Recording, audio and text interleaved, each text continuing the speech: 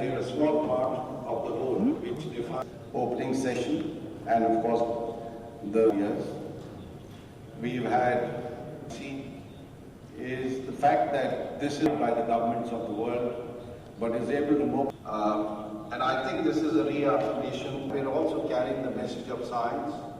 Because with regular assessments of the site, we approved the first part of the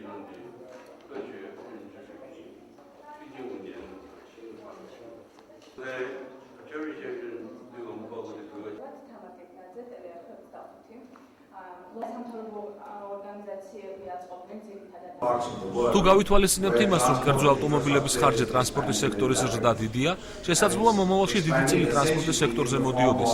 ამისთვის კი ნახშირბადის პოლიტიკის გატარებაა აუცილებელი. თუმცა დღეს სასათბური გაზების შემცირების ყველაზე დიდი პოტენციალი სამშენებლო სექტორშია, რისი აღმოფხვრაც ძველი თუ ახალ კორპუსებში მწვავე სტიმულაციების ამოქმედებითა და პოლიტიკური ნებითაა შესაძლებელი.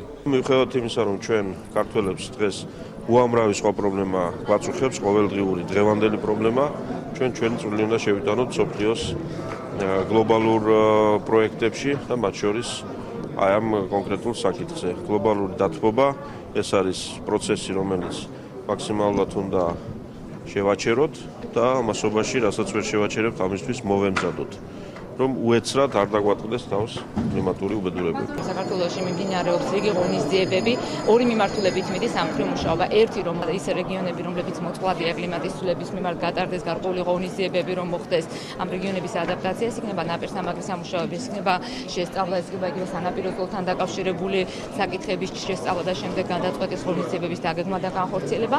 და მეორე არის საქართველოს დაწყებული აქვს მუშაობა, ეგრეთ წოდებული დაბალემისიანი განვითარების სტრატეგიის შემუშავების შესახებ, რომელშიც გამოვლენილი იქნება ის ძირითადი მიმართულებები, სადაც შეიძლება არის იმის პოტენციალი, რომ განვითარება იყოს, მაგრამ დაბალემისიების საშუალებით განვითარდეს, ეს არის ენერგეტიკის სექტორი, ტრანსპორტის სექტორი და ასე შემდეგ.